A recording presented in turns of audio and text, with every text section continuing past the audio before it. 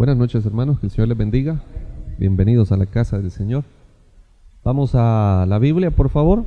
Iniciamos esta noche el estudio de la carta a los Romanos, así que vamos al capítulo 1 de la carta a los Romanos y vamos a leer desde el versículo número 1 hasta el versículo número 7. Lo vamos a leer de continuo. Hoy empezamos este estudio los días viernes hasta donde el Señor lo permita. Vamos a conocer un poco acerca de la carta a los Romanos. Contextualmente, el apóstol Pablo es el autor, a él se le atribuye la carta, pero no está escribiendo desde el conocimiento físico de la iglesia, porque no es él el que la funda. Es decir, el cristianismo en Roma fue llevado por otras personas, algunos consideran pudo haber sido Bernabé, y entran ahí en tema otros nombres, pero la Biblia no lo dice. Entonces nos quedamos con el hecho de que posiblemente quienes llevaron el evangelio fueron aquellos que estuvieron en Jerusalén el día de Pentecostés, observaron todo, y ellos de alguna forma llevaron el evangelio a Roma. Roma estaba bastante rodeada de diferentes culturas. La presencia judía estaba siempre en todo lugar. Ellos, hasta el día de hoy así es, la cultura hebrea está en todo lugar. Y ahí había crecido un grupo de cristianos. Entonces el apóstol Pablo envía este mensaje a ellos con algunos propósitos, y específicamente el tema que vamos a manejar es la ley del evangelio. Y es expresar el mensaje de Jesucristo, darle validez, darle autenticidad al mensaje de Jesucristo, que es lo que estaba en ese momento, al parecer, por lo que Pablo escribe, los temas que él trata, estaban siendo confrontados. Uno, porque se estaban yendo a la ley mosaica. Ese era uno de los problemas, la ley mosaica. Y otro, por el poco valor que se le estaba dando al evangelio de Jesucristo. Entonces el apóstol Pablo va a enviar este mensaje. Por eso es que por ahí el versículo 16 del capítulo 1, que sé que muchos lo conocen, Pablo dice: no me avergüenzo del evangelio de Dios, dice, porque es poder, dice, para aquellos que creen. Entonces ese es el objetivo, que el evangelio cobrara ánimo, que el evangelio cobrara el peso, que cobrara la gloria, para lo cual fue enviado a través de una relación personal que se tuviera con Jesucristo. Y en ese punto es que nosotros vamos a estudiar la carta, entendiendo que hay dos cosas que pueden pasarnos a nosotros como cristianos. O el legalismo, la religiosidad nos apodera y no disfrutamos de la vida cristiana, o nos apodera el hecho de que vivimos en alguna manera el evangelio sin tener una relación personal con él, aunque estemos orando, aunque estemos leyendo en la Biblia, aunque estemos sirviendo, pero sin tener una relación personal con él. Religiosamente podríamos decir en dos líneas: los que somos religiosos por congregarnos, y los que son religiosos por el aspecto de creer de lo que están haciendo. En alguna medida es conocer a Dios. Entonces vamos a ver la introducción esta noche, y quiero que hablemos de algunas cosas que hacen esencial el evangelio de Jesús.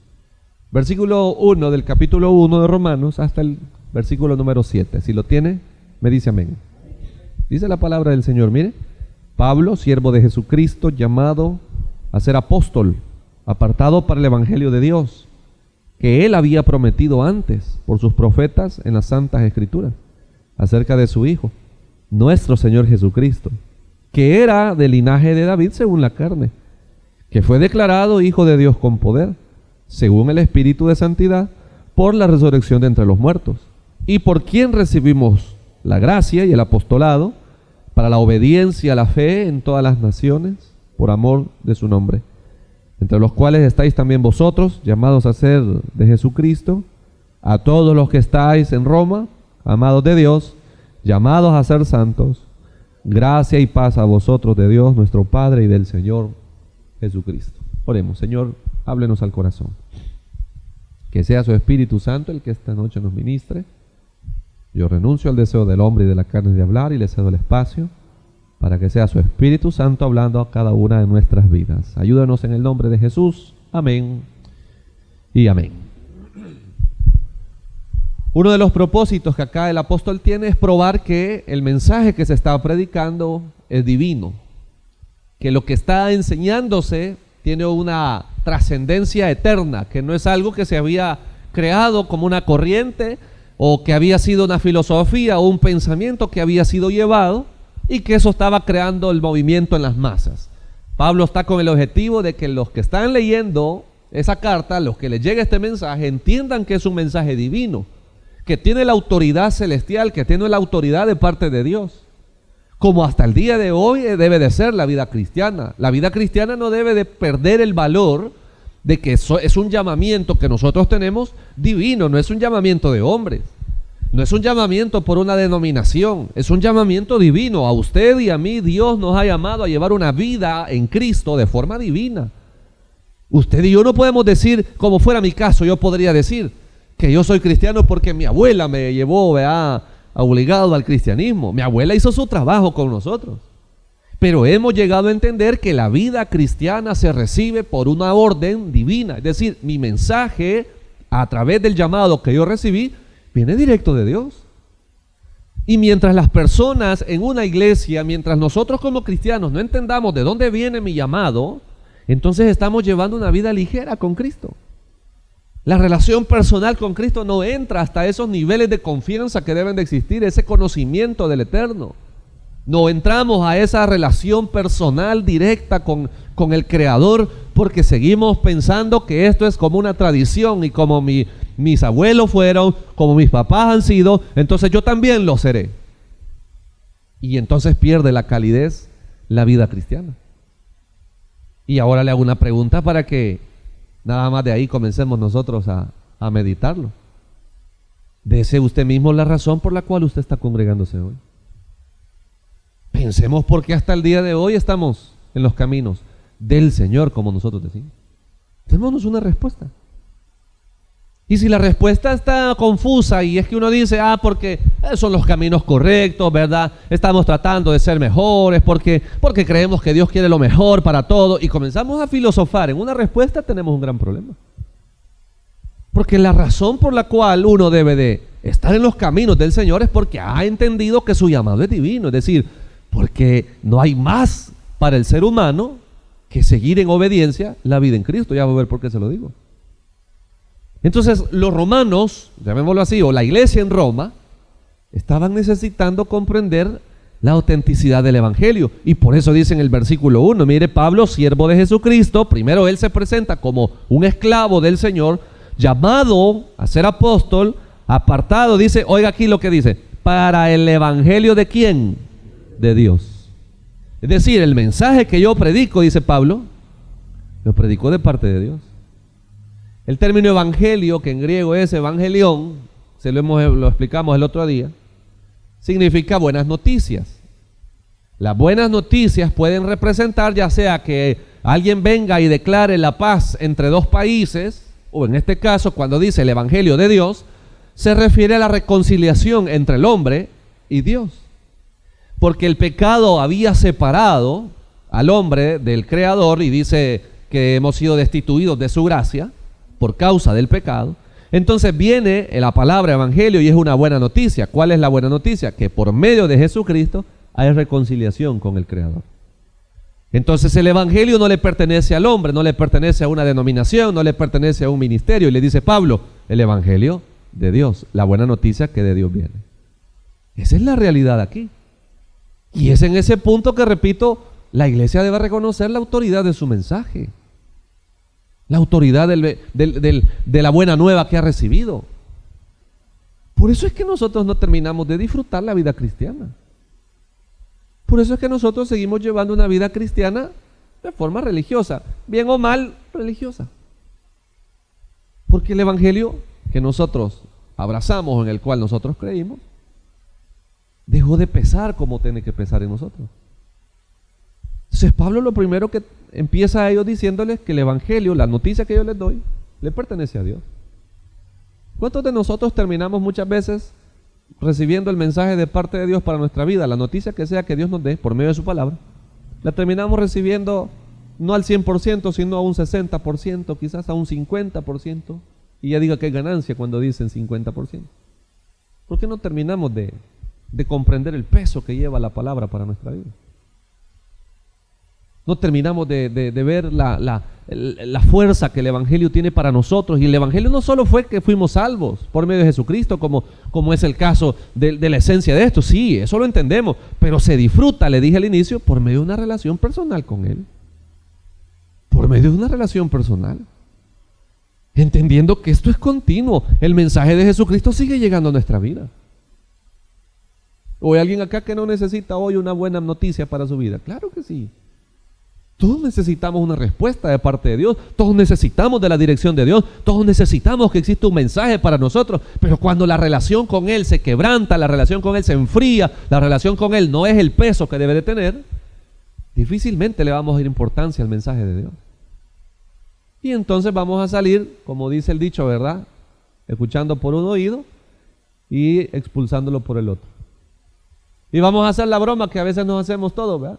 ¿De qué fue el sermón? Del diablo, dicen ahora. Ya aprendieron aquella historia que les conté.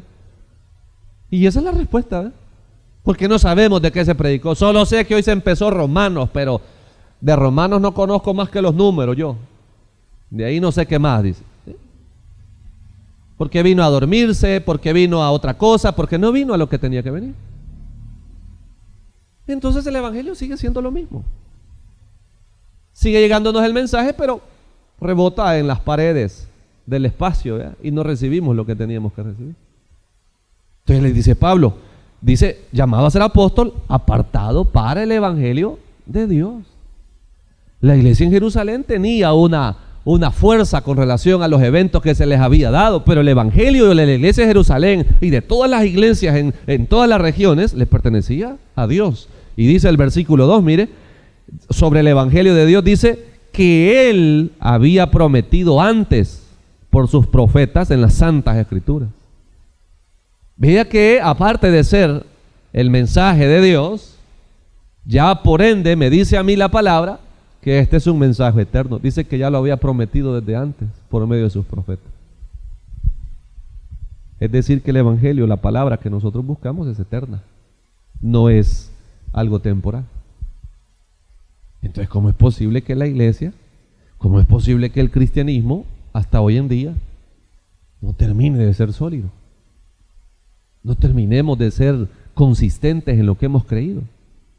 Si dice que lo había prometido desde antes por medio de sus profetas en las Santas Escrituras. Ahora, ojo con esto, porque volviendo al punto o al aspecto de Cristo, la vida de Jesucristo ya había sido profetizada. Ya había sido establecido el parámetro de Jesús, que es una de las cosas que quiero que veamos con relación al Mesías. Ya había sido prometido el Señor. Ya estaba establecido todo lo que había de suceder, y por eso dice que el Evangelio de Jesucristo, esto ya estaba profetizado, prometido desde antes, dice. Ya había sido dado. Como es el caso que usted y yo estemos hoy aquí. Esto ya había sido dado. Entonces dice ahí, mire, comencemos a ver la relación que hay o la esencia del Evangelio. Dice el versículo 3. Acerca, dice, de su Hijo, nuestro Señor Jesucristo, que era, dice, mire, del linaje de David según la carne. Todo el mensaje, todo el Evangelio de Dios, prometido desde la eternidad y hasta la eternidad, consiste en Jesucristo, su Hijo. Y dice que era del linaje de David. Eso hace referencia a que Jesucristo era el Mesías. Comprueba Romanos, o comprueba el apóstol Pablo por medio de la carta a los Romanos, que Jesucristo era el Mesías. Fíjese que una de las grandes luchas que se tiene entre las diferentes oposiciones acerca del ministerio de Jesús y con relación a que Él es el Mesías, aparecen por ahí algunos de pensamiento hebreo, pensamiento judío, y dicen que Jesucristo no cumple con las expectativas. Pero curiosamente quien escribe o quien es el autor de la carta a los Romanos, siendo él un fariseo, un doctor de la ley, un conocedor de todo esto y luego convertido al cristianismo, él interpreta que Jesucristo era el Mesías. Aquí tienen un gran problema los hebreos, o en este caso los del pensamiento hebreo. Porque ¿qué tenemos que decirle a alguien que conoce la ley perfectamente, que más adelante en la carta a los Romanos va a dar una cátedra de la exposición de la historia de Israel? con relación a esta afirmación. Dice con relación a su hijo, que era del linaje de David. Cuando decían acerca de Jesucristo, el hijo de David, que le decían así, le estaban reconociendo como el Mesías, como el que había de venir. Porque a David se le había prometido que de su linaje, de su descendencia, vendría el Mesías. Si Jesucristo en la carne no hubiese sido descendiente de David, entonces sí tendríamos un problema. Pero tanto María como José, su descendencia es de David, eran de la tribu de Judá. Entonces en ese punto, y ahí usted lo puede ir a leer a la genealogía de Jesucristo en el Evangelio de Mateo, que venía del linaje de David. Entonces en ese contexto Jesucristo, Pablo entiende, cumplió el requisito para ser el Mesías. Entonces aquí viene mi relación personal. ¿Qué representa Jesucristo para nosotros? Y los aspectos de lo que representa Jesús. Lo primero, debe de representar para nosotros un Salvador, el Mesías prometido. Entender que Jesucristo a mi vida trajo la salvación de mi alma. Por gratitud a esa salvación, segundo aspecto de Jesucristo, yo lo reconozco como mi Señor. Esa es la idea del Evangelio. Por eso es que Pablo dice, siervo de Jesucristo, apartado para el Evangelio, y comienza a hablar, ¿verdad? El apóstol Pablo, llamado a ser apóstol, dice, porque entendió su salvación y entendió su señorío. Pero esto se acepta, hermano. Esto, aparte de reconocer, se acepta. Si a usted no le provoca gozo, alegría, el hecho de entender que usted es salvo o salva, desde ahí tenemos un problema. Desde el momento que usted y yo estamos aferrados a este mundo y a las cosas de este mundo, ya tenemos un problema, porque la misma Escritura dice que no somos de este mundo. Por medio de Jesucristo, usted y yo tenemos mejor herencia en las regiones celestiales. Ahí se cumple el aspecto de salvación. Entonces la relación personal con Jesucristo comienza primero por el gozo de la salvación.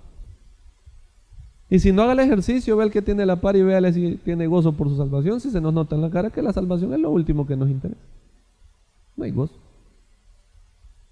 Yo les decía a un grupo de estudiantes en la materia de evangelismo, ¿cuántos de aquí tienen esperanza de ser salvos? Les dije yo. Como 3 dijeron amén. Y yo, ¿qué pasó? Espérenme, les dije yo. Hey, aquí, mírenme aquí, y les empiezo a llamar la atención. Son como 36 estudiantes en el grupo. ¿Cuántos tienen gozo? Y a todos ahí y empezamos a hablar porque era el tema en cuestión. Desde el momento que nosotros no estamos con ese gozo, ese pensamiento de la salvación, esperando el día de que Jesucristo venga por nosotros, ni pensando que las cosas de este mundo aquí quedarán, desde allá tenemos un problema. Y no usted y yo estamos esperanzados en la vida eterna, pues. Eso es lo que Pablo dice. Y va a ver usted en la exposición de la carta a los romanos cómo prevalece ese pensamiento de salvación, cómo prevalece ese gozo de la salvación en el apóstol, y que debe de prevalecer en los hermanos que le están leyendo. Entonces, cuando viene la aceptación de la salvación, ¿cuál es el problema si aquí en esta vida las cosas no van bien? ¿Cuál es el problema si las cosas en nuestra humanidad no resultan como nosotros quisiéramos? ¿Cuál es el problema? Ninguno, no debería de ser. Porque hay una esperanza mucho más grande que las cosas que están marcadas en esta vida, que empiezan aceptando primero la salvación que viene de Jesucristo. Junto con la salvación, el gozo de la salvación, viene y nos sella la esclavitud que dice el apóstol Pablo, aceptando el señorío de Jesucristo. Ese es el otro punto.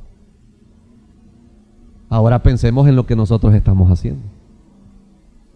Pensemos qué rige nuestras vidas, cuáles son las normas de conducta de nuestra vida. ¿Qué es lo que me hace a mí tomar decisiones? ¿Qué es lo que me determina a mí como hijo de Dios o como hija de Dios en el caso de las hermanas? Si no es la voluntad del Señor, si no es la ley de Cristo, porque hay una ley de Cristo que la vamos a ver en este estudio. Si no es la ley de Cristo, tenemos ese problema. La esencia del Evangelio de Jesucristo está en la relación personal que usted y yo tengamos. Y por eso el estudio lo hemos nombrado la ley del Evangelio. Porque no se hace como nosotros queremos, hay una ley. Que porque decimos nosotros que vivimos en la gracia, creemos que podemos hacer lo que queramos. Falso, el Evangelio de Jesucristo tiene leyes también. Se vive bajo las normas del Evangelio que Jesucristo estableció. Y para los que creen que no hay normas en el Evangelio de Jesucristo, piense por un momento solo lo que Jesús le respondió a los que querían seguirle. Jesús nunca les dijo: aquí vengan como ustedes quieran, aquí hagan lo que quieran. Siempre Jesús les dio ciertos lineamientos, probó sus corazones, probó sus intenciones. Porque debían de ser probados para llegar a ser seguidores de Él. No solo consistía en querer hacerlo. Pero claro, repito, al igual que en la iglesia que estaba en Roma, al día de hoy, el Evangelio vino perdiendo el peso que tenía. Y no porque Él dejara de ser, sino porque simplemente nosotros dejamos de buscar esa relación personal con Él, perdiendo el gozo de la salvación y la aceptación a su señorío, la obediencia que debe de ser. Porque mire lo que dice aquí: hijo de David, dice, que fue declarado hijo de Dios con poder, mire, según el Espíritu de santidad, por la resurrección de entre los muertos. Versículo 5. Y por quien recibimos la gracia y el apostolado, ¿pero para qué? Mire, para la obediencia a la fe en todas las naciones por amor de su nombre. Para eso se nos ha dado el Evangelio. Dice: por quien hemos recibido ese llamamiento a la obediencia a la fe. Y curiosamente hoy en día el que quiere o el que busca al Señor pero sin compromiso. Quiere con Dios la vida entera, sí, pero sin compromiso. Eso es lo que hoy abunda. Y es lo que hablábamos un día, el ejemplo que poníamos: cuántas relaciones empiezan hoy en día entre hombre y mujer, pero no quieren ningún compromiso. Eso hoy abunda. Pero eso es denigrante para quien le está deseando tener una relación con compromiso y el otro no, y entonces termina aceptando con tal de estar con la persona, pero la persona no tiene compromiso con usted. Hablemos honestamente, hermano. Quien no quiere compromiso con alguien, ¿por qué cree que es? ¿Por qué cree que no quieren compromiso? ¿Ah? Porque no lo quieren. ¿Por qué más? Porque no hay amor. Pero hay algo más grave. Porque no queremos compromiso porque el día de mañana hay otra oferta mejor con otra persona, entonces no quieren compromiso con Dios. ¿Para qué me voy a atar a alguien si después me voy a estar divorciando? ¿Ya? ¿Me explico? Estábamos asesorando a una persona por ahí que están queriéndose casar y entonces empiezan de que dicen de que tienen que gastar, que no sé qué, que no sé cuánto. Y yo oyendo: ay, ¿para qué me los mandan a mí? Digo yo. Que a mi papá le gusta en ese tipo de cosas meterse. Y entonces me dice: mira, pedí, tal vez se rebaja porque hoy me mandan todo lo que están abatidos por el gran gasto. Y yo digo: ¿para qué están casando? Pues están llorando por los gastos. Si es caro casarse. Es que el que quiere el compromiso lo va a pagar. Ahora sí estemos. El día de mañana algo no nos parece, vos por tu lado y yo por el mío. Discúlpenme en el término con Dios, que dice que la iglesia es la esposa de Él. Aquí no es sin compromiso, hermano. Dice que fuimos dados para la obediencia a la fe. Desde ahí examinémonos nosotros. Entonces Pablo les está escribiendo con el deseo de conocerles, pero les dice: pero les voy a presentar el Evangelio que es según la eternidad, divino, es poderoso y es en Cristo Jesús, no es según los hombres. Porque aquí la situación que está viviendo la iglesia, repito, es que se ha visto degradado el poder del Evangelio. Porque es lo que él va a tratar más adelante, el poder que tiene el Evangelio. Y yo he comprendido algo, fíjese. A veces uno se preocupa, pero realmente, hermano, este no es un problema de las cuatro paredes aquí o de los cultos. Nosotros podríamos hacer aquí campañas y vigilias y buscar de avivamiento, así como aquellos en Estados Unidos, ¿vea? Poner a los bichos que canten horas tras horas y que todos lo vengan a cantar. Y sí, podríamos hacer lo que quiera. Pero si en su corazón y en mi corazón no existe un entendimiento del Evangelio y el compromiso con Él, las cosas siguen iguales, hermano. Como decía mi abuela cada vez que íbamos a la iglesia y salíamos. Y ahí íbamos para afuera y decía: ojalá que no haya salido como entraste, me decía. Siempre me amenazaba, no sé por qué. Y yo me le quedaba viendo, ¿verdad? Y nos decía así a mis hermanas también. Porque el objetivo de ella era que si entrábamos de una forma, saliéramos de otra. Pero sabe que ese es el compromiso que cada corazón adquiere con el Señor. No es cuestión de que si el culto no estuvo bueno y si el culto estuvo buenísimo y si hubo refrigerio, si no hubo refrigerio, si hubo aquello, si no hubo lo otro. No, este es compromiso de cada corazón. Y aquí podemos tratar las una y mil cantidades de cosas. Pero si el compromiso en nuestros corazones con el Evangelio no es, hermano, las cosas van a seguir igual o peor. Porque el compromiso requiere un peso de gloria, hermano, con el Evangelio de Jesús. No es el hecho de que usted vino a la iglesia hoy y ya cumplió con el requisito. Por eso dice, y por eso le sugiero que se lo subraye el versículo 5, dice, y por quien recibimos la gracia y el apostolado para la obediencia, no para otra cosa, hermano. Es para someternos a la voluntad de Dios. ¿Qué quiere Dios que hagamos nosotros? ¿Qué es lo que Dios quiere para mi vida? Y seguir la obediencia a la fe. Y ojo, porque ahí vea usted que dice que hemos recibido la gracia y el apostolado, pero para la obediencia dice a la fe. Aquí es donde yo le pongo siempre en conflicto a aquellos que dicen, no, yo por la fe creo. Pero es que la fe es una acción, hermano.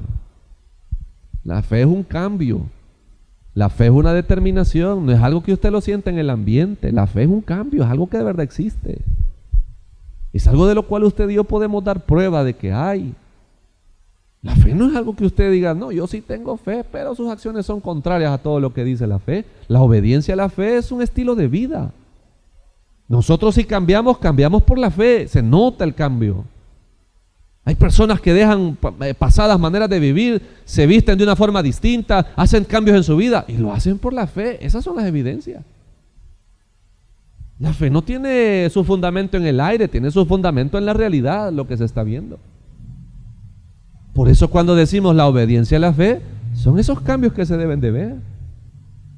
Es ese estilo de vida que ya no es el mismo.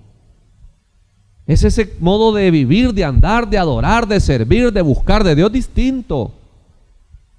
Cuánta necesidad, hermano y hermana, existiría en muchos de nuestros corazones de llegar a una prueba extrema para estar hasta de rodillas quizás, leyendo la palabra y orando. Pero como nos hemos acomodado, hoy estamos buscando todo a la distancia. Hoy buscamos todo, como le decía, de la manera más simple y sencilla, sin ningún compromiso. Entonces Pablo les escribe y les dice, señores, el evangelio que nosotros tenemos no es evangelio de hombres, es un evangelio eterno, con un peso eterno. ¿Por qué? Porque es de Dios. ¿Y en relación a quién? A Jesucristo. Pero esa relación con Jesucristo es la que nosotros no hemos reconocido. El gozo de la salvación y su señorío. No es que hemos sido llamados para vivir como nosotros queremos. No hemos sido llamados a llevar una vida según nosotros, sino según la voluntad de Jesucristo.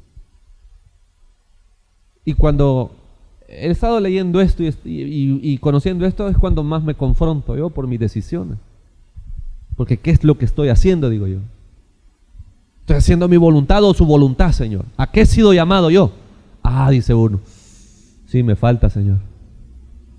Somos los primeros en encabezarnos ahí, para que entendamos entonces a dónde radica el poder que hay en el evangelio.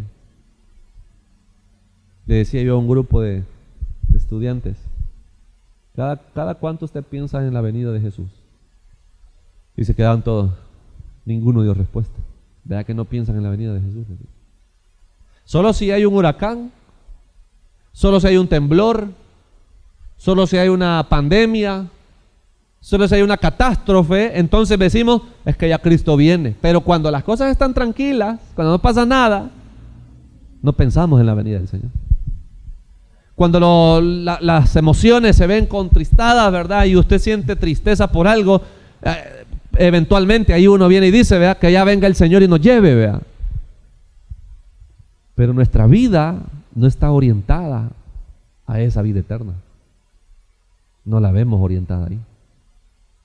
Estamos orientados más a las cosas terrenales. Estamos más enfocados en la vida en este mundo. ¿Cuál gozo de la salvación entonces? ¿Cuál señorío de Jesucristo en nuestra vida? ¿Cuál evangelio es el que entonces nosotros hemos abrazado? Preguntémonos cuál es el evangelio que usted abrazó. Porque si la relación personal con Jesús no existe, entonces yo no sé cuál es el evangelio, hermano, que yo tengo. Si mi vida sigue siendo ligera, el evangelio al cual yo digo servir sigue siendo un poco liviano, que no termina de gobernarme ni transformarme, entonces ahí ya tengo un problema. Porque el evangelio de Jesucristo no es. Es uno nada más el evangelio. Sí, dice Pablo a los filipenses, hay muchos que sí andan predicando, pues no predican por esto, por lo otro, pero el evangelio solo es uno. Y las evidencias del evangelio son las mismas que están establecidas en la Escritura. Aquí no es cuestión de que el evangelio según nosotros es uno y según aquella iglesia es otro, como hay veces que las iglesias difieren, ¿verdad? Como cuando vinieron aquellos señores a decir por ahí que nosotros no teníamos la salvación porque no hablábamos en lenguas. ¿Cuál es ese evangelio?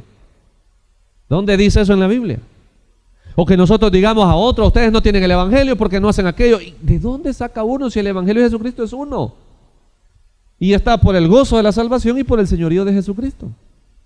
De aquí es que vamos a desprender todo lo demás. De aquí es que vamos a ir entendiendo todo lo que relaciona o lo que incluye la vida en Cristo. Pero por eso, repito, analicemos nosotros hoy cuál es el evangelio que hemos abrazado. Porque cuando nosotros decimos la ley del evangelio, hermano, hay una ley que quizás por años usted y yo hemos ignorado.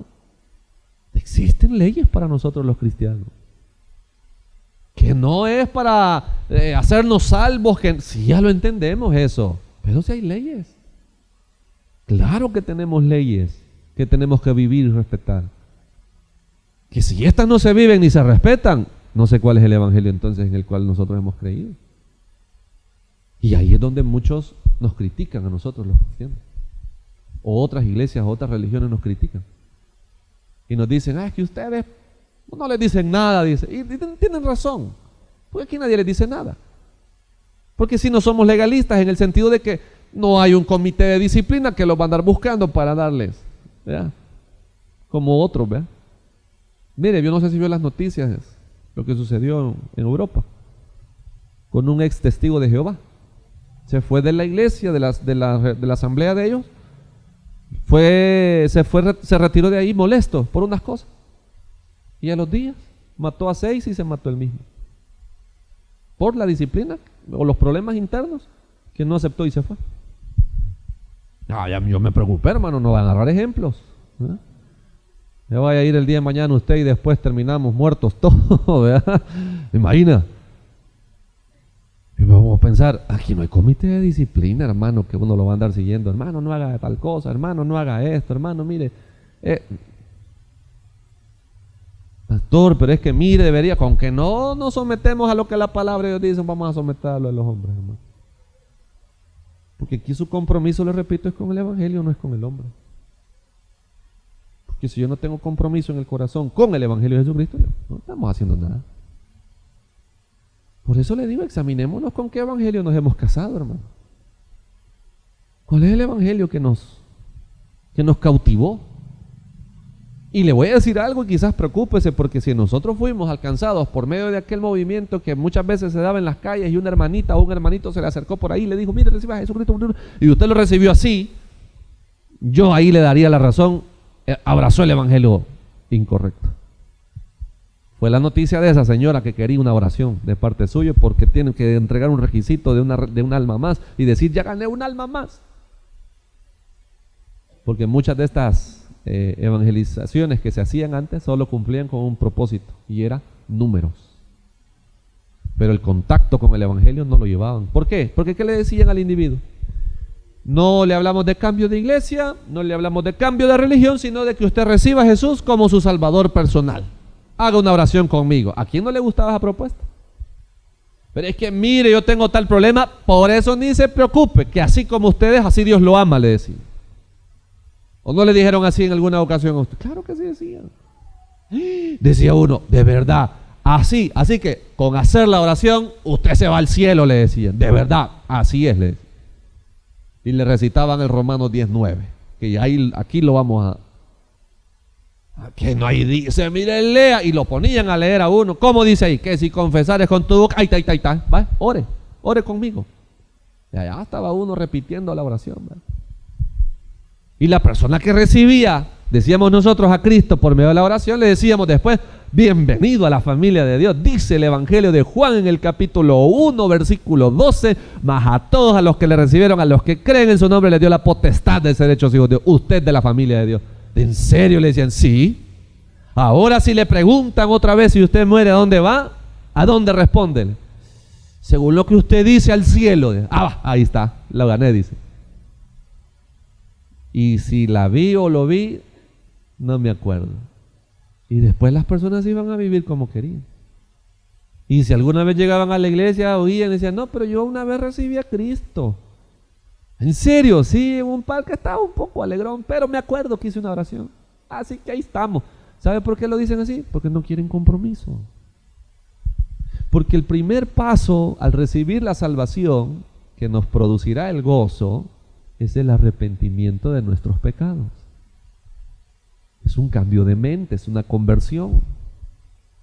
Pero le repito, pero eso no tiene absolutamente nada que ver con el tercero, eso es con cada corazón. Si usted no adquiere el compromiso, por demás, hermano, que le lleguen desfiles de evangelizadores. Si usted no quiere un compromiso con el evangelio, usted va a agarrar la mejor opción. Porque esto es de un compromiso. Y le pueden ir a presentar diferentes exposiciones acerca del mensaje de salvación. Pero usted no tiene un compromiso en el corazón, usted recibe el que quiere. La mejor opción. ¿Qué es lo que hacen las tiendas que venden productos? ¿No es cierto que mejorar las ofertas? Eso es lo que hacen. Y hacen una investigación de campo, a ver cómo está el precio y la competencia. ¿Por qué? Porque no pueden estar arriba, tienen que estar o al mismo o un poquito abajo para competir. Porque la gente lo que anda buscando, ¿qué es? Lo mejor, lo que me conviene.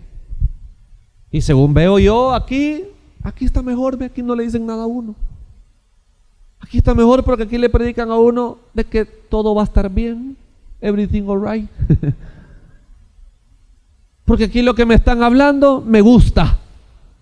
Y le voy a decir algo, curiosamente, cuando Cristo predicaba, cuando Pablo anunciaba, no era agradable, fíjense. No recibía aplausos ni nada. De hecho, pasaba algo similar, que se dormía. ¿Se acuerdan de Butico? Y volvemos al Butico. Ya le dieron café, hermano. Ahí hay café. Mire, no crea que pasaba el efecto de que el gran avivamiento y todo. No, la gente le rechazaba. ¿Sabe por qué? Porque buscamos lo que nos conviene.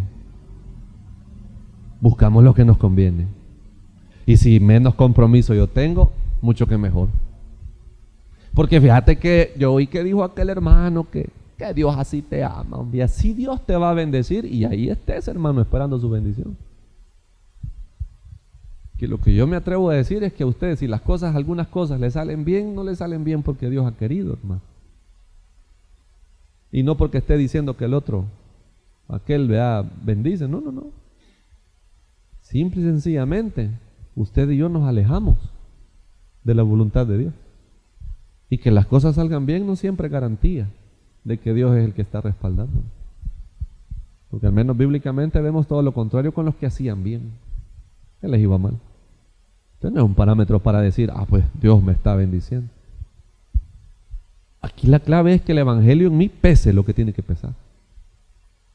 Que yo adquiera el compromiso con el evangelio de Jesús.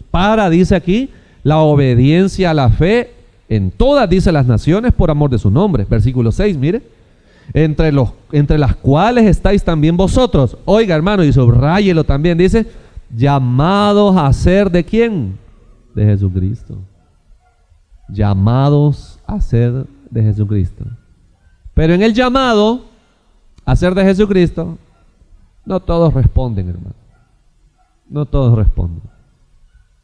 Muchos podríamos ser los llamados, dice la palabra, pero bien poquitos los escogidos. Todos estamos llamados a ser de Jesucristo, que es la esencia de su evangelio. Ese es el llamado que tenemos. No crea que porque usted ha sido llamado, porque usted está en una iglesia, porque usted tiene algún conocimiento, por lo que quiera, pero no tiene el compromiso con el evangelio, no crea que por esa razón entonces he abrazado el evangelio de Jesucristo. Y conforme vayamos entrando, le repito, a ver el peso del Evangelio en la carta a los romanos, nos vamos a ir dando cuenta. Nos vamos a ir dando cuenta a dónde el apóstol Pablo lleva a la iglesia en Roma. Y dice el versículo 7: a todos los que estáis en Roma, oiga cómo nos describe, pongámonos ahí, amados de Dios. Vuelve otro llamado, mire hermano, llamados a qué, ya se vuelve más complicado, porque el llamado a ser santo es el que fue llamado a apartarse, el que fue llamado a prepararse o apartarse para la voluntad o el propósito que Dios tiene. Y ese es el llamamiento que tenemos, hermano, a obediencia de la fe, llamados a ser de Jesucristo y llamados a ser santos. Existen leyes que nosotros no queremos, que si nosotros hablamos de la ley del Evangelio, o se lo voy a poner de este lado, cuando nosotros decimos la ley de la gracia, ahí hay un gran choque de términos, según nosotros, obviamente, no porque así esté nosotros, por como nosotros hemos creado esto. Una vez nos dijo un maestro a nosotros en el seminario: si la gracia incluye una ley, ya no es gracia, dijo él. Y ahí se cerró. Y empezamos todos a opinar y todo. Y él decía: sí, pero si es gracia, no es ley. Así que si hay ley, ya no es gracia, decía. Y solo con eso se defendía. Ese era su argumento. Y entonces, digo yo, ¿cómo es que la gracia de Dios no va a incluir algunas leyes o no incluye requisitos? Para empezar, respondamos: ¿es gratis la salvación? No es gratis, hermano. Esa es la primera idea falsa que nosotros hemos tenido, de que la salvación es gratis. La salvación tiene un precio y fue la muerte de Jesús. Se pagó, hermano. No, se pagó caro. El Hijo de Dios, el unigénito. O sea que no es gratis, tiene un precio. No, para mí es gratis, tampoco es gratis para nosotros. Porque la salvación, si bien es cierto, para que todo aquel que en él crea no se pierda, mas tenga vida eterna, dice la Escritura, no es para todos, es para los que creen. Es decir, que el que no cree, dice la misma palabra, ya ha sido condenado. ¿Cuál es el precio entonces? Creer. Y creer entonces es decir, yo creo en Dios. ¿Se imagina la cantidad de gente que va a entrar al reino de los cielos solo por decir que creen en Dios? ¿Ah? ¿Cuántos conoce usted que dicen creer en Dios y no tienen nada que ver con Dios? ¿Cree usted que esa gente va para el cielo? Tiene un precio. Porque creer no es decir que yo creo en Dios. No, y mire, yo de chiquito creo que Dios existe. No. Yo sí sé. No, Jesucito, no. Uy, Dios Jesucito, si es Él es mi. Así se refieren. Cuando decimos creer, estamos hablando de este evangelio. Entrega su vida en completa obediencia a la fe que es en Cristo Jesús. Tiene un precio, hermano. Y si no, hablemoslo aquí rapidito nosotros. ¿Es fácil, hermano, llevar la vida en Cristo en cuestiones humanas? ¿Es fácil vivir la fe? No, hermano. No, hay pruebas. Hay momentos de querer tirar la toalla. Si usted y yo a veces somos objeto de burla, de lo que sea, si hay algo que... Y uno a veces mira la prosperidad de otros y uno dice, ¿y por qué aquel? Se paga un precio. Claro, no se gana por obras, estoy claro por eso. Pero no es para cualquiera la salvación. Es solamente aquel que adquiere un compromiso con el Evangelio y se decide a seguir a Cristo, cual sea la circunstancia. Es ese corito que cantamos. He decidido seguir a Cristo. Bien bonito se oye, ¿va? Bueno, si lo entonamos bien, ¿verdad? Pero se oye bonito, ¿verdad? He decidido seguir a Cristo. He decidido. Dice uno, sí, amén. Dice uno, he decidido. Y dice después, ¿verdad? No vuelvo atrás, no vuelvo atrás. Y no, esa es la lucha continua que tenemos, para no volver atrás. Todos los días, la vida en Cristo se vive. Es que no lo vea, es que el Evangelio de Jesucristo tiene un peso de gloria. No es el hecho de que fingimos o dijimos y ya estuvo. No, tiene un peso de gloria que transforma al individuo, que trasciende en la fe y trasciende en el mundo. Hasta el día de hoy sigue siendo la prueba de que el evangelio es pesado, es vivo, es glorioso, al ver vidas transformadas y regeneradas. Pero con el paso del tiempo, la iglesia, les repito, lo que en Roma estaba dándose, es que ese evangelio comenzó a diluirse. Y por la pregunta que le hago, que fuera bueno que nos hiciéramos siempre: ¿cuál es el compromiso que usted tiene con el evangelio? ¿Qué es lo que hemos adquirido nosotros por creer en Jesucristo? Un llamado, una obediencia, una santidad, una pertenencia, porque cuando dice llamados a ser de Jesucristo es una pertenencia. ¿A quién le pertenecemos? Ahí comencemos a evaluarlo. ¿Cuál es el sello que nos tiene a nosotros identificados como hijos de Dios? Ser de Jesucristo. ¿Cuál es su compromiso? Porque el evangelio, les repito, que trasciende, hermano. Y por eso es bueno que nosotros no olvidemos, y esta noche se lleve en su corazón, que si bien es cierto, la gracia significa el periodo o el tiempo que nosotros hoy estamos gozando y disfrutando, que por la obra redentora de Jesucristo tenemos acceso a la salvación por medio de la fe en Jesucristo, y que se trata de entregarnos a Él, y como dijo el apóstol Pablo, y declarar que somos juntamente con Él crucificados, que ya no vivimos nosotros, que ahora vive Él en nosotros. Sí, que vivimos ese tiempo de la gracia, pero que la gracia no es la libertad para vivir como nosotros querramos. Que la gracia tiene un principio fundamental, y es: se vive bajo la ley de Jesucristo. Se vive bajo la disciplina que Cristo quiere que vivamos. Porque hay un camino que nos trazó. Si nosotros nos llamamos, nos califican a nosotros como cristianos, ¿por qué cree que nos dicen cristianos? ¿A quiénes les dicen cristianos, para empezar? Vea que decimos nosotros haber entendido que a los que siguen a Cristo. ¿Qué significa seguir a Cristo? Vivir como Él dijo que viviéramos. Vivir como Él dijo que viviéramos. Eso es seguir a Cristo. Vivir como Él dijo que tendríamos que vivir. Guiarnos en nuestro andar como Él dijo que nos guiáramos. Adquirir el compromiso que Él dijo que adquiriéramos. Ese es el evangelio de Jesucristo, hermano. Esa es la gracia. El término gracia se lo he explicado en otras ocasiones. Su significado es la influencia divina en el corazón del hombre y su reflejo en la vida diaria. Es una influencia, la gracia de Dios. A veces uno ora y dice: Señor, deme de su gracia.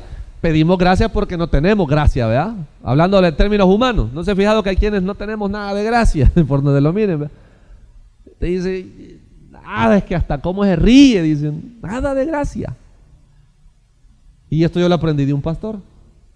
Recién yo empezaba a incorporarme en las alabanzas y entraba en nerviosismo, ¿verdad? Y entonces me decía: ¿estás nervioso? ¿Va? Yo, sí, le decía yo con el himnario que ya iba a cantar. Ahí como le agarró a mi hijo el miércoles, estaba abatido aquel. Y entonces me dijo: tranquilo, me dijo, te voy a dar un consejo. Y yo dije: viene aquí la profundidad en experiencia, en esto. Dije yo: aquí bien, decirle al Señor que te dé gracia, me dijo, eso es todo. Y yo, sin saber, desde ese día, cuando uno ora, yo digo: Señor, deme de su gracia. Estoy diciendo: Señor, deme de su influencia, para que no sea yo. Pero esa influencia divina no solo es para estar aquí, es para que toda mi vida gire según la influencia divina. Que la influencia de Dios en mi vida se manifieste en mi diario vivir. Ese es el evangelio de Jesucristo. Si hay leyes que se tienen que cumplir, si hay características, si hay forma de determinar que existe el evangelio de Jesús.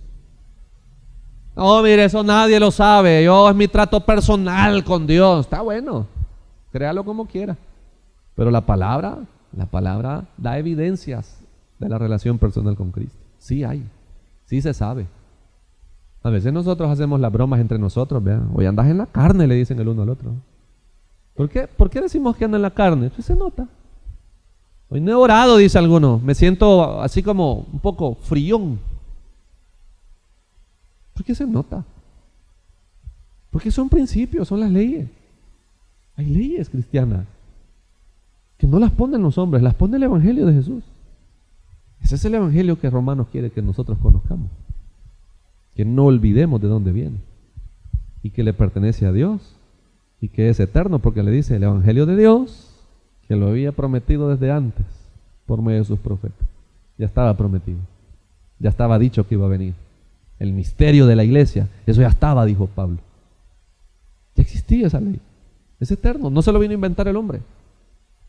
¿Quién dice que congregarnos es bíblico? Pregúntenle al apóstol Pablo, que ni él determina, pero esto, hermano, es eterno. La iglesia ya estaba establecida, la gracia, el evangelio de Jesucristo era eterno, ya estaba dado. Y si incluso los judíos tenían congregación, se congregaban, se reunían, ¿qué le hace creer a usted que la iglesia no tiene el requisito de congregarse? Si el mismo autor de los Hebreos, que repito yo siempre esto, considero que es el apóstol Pablo, él mismo lo dice en el capítulo 10, no dejando, dice, de congregarnos. Son principios, son leyes, claro que sí las hay. No, dice la gente en el evangelismo, no, evangelizando, mire, ¿y usted dónde se congrega? No, yo soy cristiano, pero no me congrego, eso sí no me gusta a mí. Perdón, pero no existe en la ley del evangelio alguien que diga que es cristiano y no se congrega. Que lo quieran creer es su problema, ¿verdad? Yo, como se lo dije, ahí no entramos, pues. Cada quien dirá, no, yo sí, pero no me congrego, no necesito de congregarme para hablar con Dios, como lo quiera. Ahí ve usted, pues. Ahí lo felicito por la nueva secta que tiene. Pero cristiano, olvídese, no es el evangelio de Jesucristo.